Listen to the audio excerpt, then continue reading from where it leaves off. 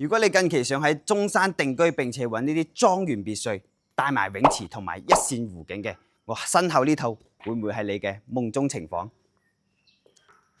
呢個花園咧都係業主使咗重金打造㗎，鋪晒硬化，呢度仲做咗一個非常精緻嘅一個噴水泉啊！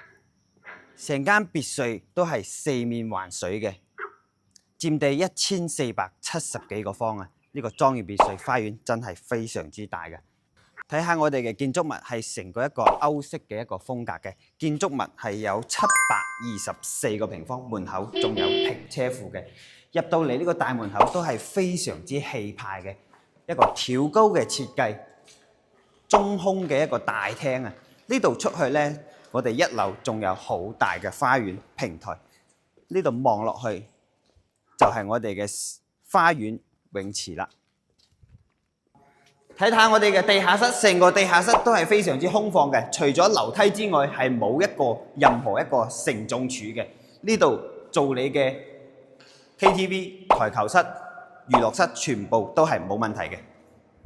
佔地1470個方，建築724個方，1180個。攞低呢套夢中情房，有興趣嘅評論區留言啦。